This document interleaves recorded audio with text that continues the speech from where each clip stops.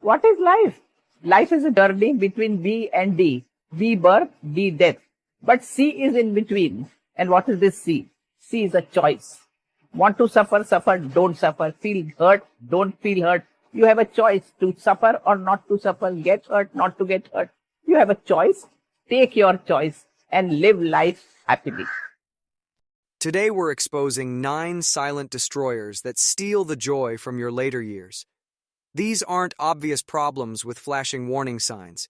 They creep in quietly, disguised as acceptance or wisdom, until one day you realize you've handed over your happiness without even knowing it. If you've been feeling invisible, bored, or disconnected from life, this isn't your fate. But before we dive into all of that, I advise that you subscribe to this channel, like this video, and share your thoughts on the comment section. It's a signal that somewhere along the way, you stopped being the author of your own story. The beautiful truth is, you can reclaim that power, starting right now. The first fatal mistake is believing your fire has gone out forever. Society whispers that passion expires at 60, 70, or 80. Dreams become impractical. Creativity gets packed away like old clothes. But here's what they don't tell you. Passion doesn't die with age, it fades from neglect. When you stop feeding the parts of yourself that once came alive, when you stop giving yourself permission to feel excited about something new, the spark doesn't disappear. It just waits. Maybe you used to paint, write, dance, or dream of traveling. Life is full of problems. Problem is not permanent, but life is permanent. So face the problem with confidence and enjoy your life. You told yourself those days are over, but what if they're not? What if that version of you is simply waiting for an invitation to return? I knew someone who started piano lessons at 74. His fingers were stiff. He could barely read music, but every morning he practiced. When I asked why he started so late, he smiled and said, "For the first time, nobody expects anything from me. I get to do this purely for joy." That's the gift of rediscovering passion later in life. It's finally free from performance pressure. It's not about being the best anymore. It's about feeling alive. Mistake number 2 destroys countless seniors, making your children responsible for your emotional well-being. We pour everything into raising them, so naturally, we want that connection to continue. But when your sense of worth depends entirely on how often they call or visit, you set yourself up for constant heartbreak. Your children love you, but they cannot be your sole source of happiness. They have their own lives, struggles, and pressures. When you wait by the phone for validation, you're not just lonely, you're disappearing. You become someone who exists only in relation to others, not as a complete person with your own interests and joy. Build a life where you matter to yourself first. Create rhythms that don't depend on someone else showing up. When you do this, something magical happens. You stop resenting the people you love and start relating from fullness instead of emptiness. I think my main strength, it's my mind. I think it's my strongest point, it's my mind. For me, the most important thing is the mentality. The third mistake might surprise you. Abandoning your body because you think it's too late to care. Many people convince themselves that physical wellness no longer matters. They skip meals, avoid movement, and let their health deteriorate while telling themselves, "What's the point? I'm already old." This isn't acceptance, it's surrender.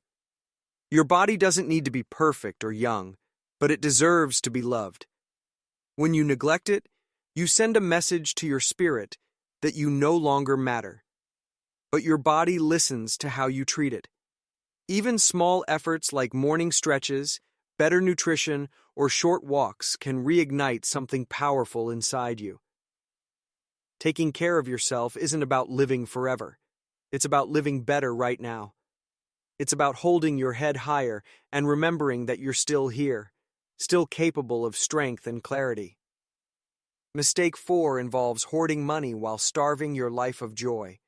Being financially responsible is wise, but when fear makes you guard every penny so tightly that life can't get in, you trade richness of experience for the illusion of security.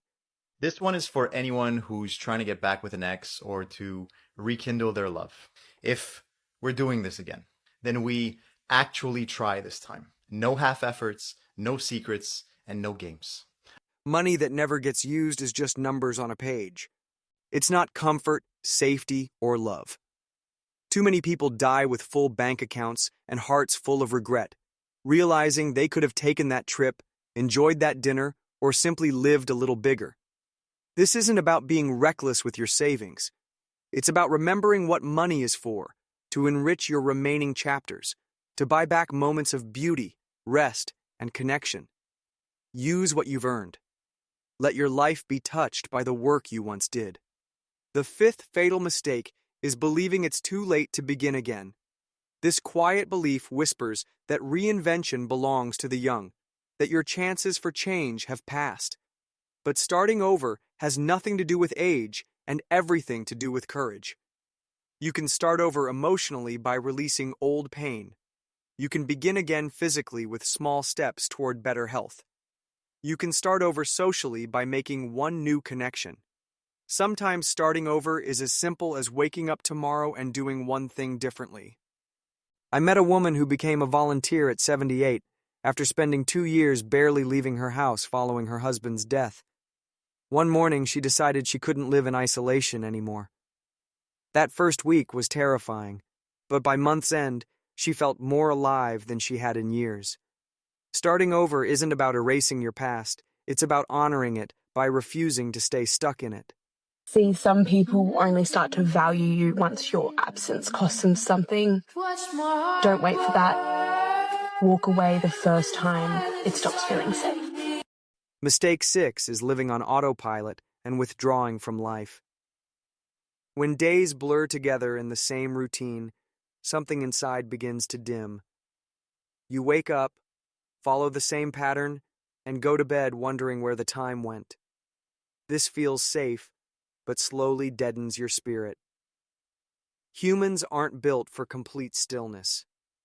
Even small novelties like trying a new recipe, walking a different path, or calling someone unexpected can wake something up inside you. These moments add color back to gray days and remind your brain that the world is still moving. You don't have to fill every hour, but don't let every hour pass you by. Choose to engage with life, even in small ways, because when you stop moving, life doesn't pause with you. The seventh mistake involves clinging to relationships that drain your energy. As social circles shrink with age, many people hold tighter to remaining connections, even toxic ones. Fear of loneliness makes you tolerate disrespect, criticism, or neglect from people who should uplift you. Being around the wrong people can feel lonelier than being alone. You deserve relationships that see you, respect you, and make you feel safe, not small. Time served in a relationship doesn't equal the right to access your heart forever. You're allowed to choose peace over painful history. You're allowed to outgrow people who refuse to grow with you. Protecting your energy isn't selfish, it's necessary for your well-being. Mistake 8 happens when you abandon your spiritual life. There's a deep emptiness that comes from losing touch with something greater than yourself. Maybe prayer, meditation, or simply sitting in nature once brought you peace, but life's hardships made you drift away from these practices. Your soul doesn't stop needing care as you age. If anything, it needs more attention, stillness, and space to contemplate life's bigger questions. Your spiritual connection doesn't need to look like anyone else's or involve formal religion. It simply needs to be yours, a place where you remember you're more than just your name, history, or age. The final fatal mistake is believing there's nothing left to discover. This subtle resignation makes you stop expecting surprise, wonder, or new experiences. You begin thinking the big moments are over, that curiosity belongs to the young.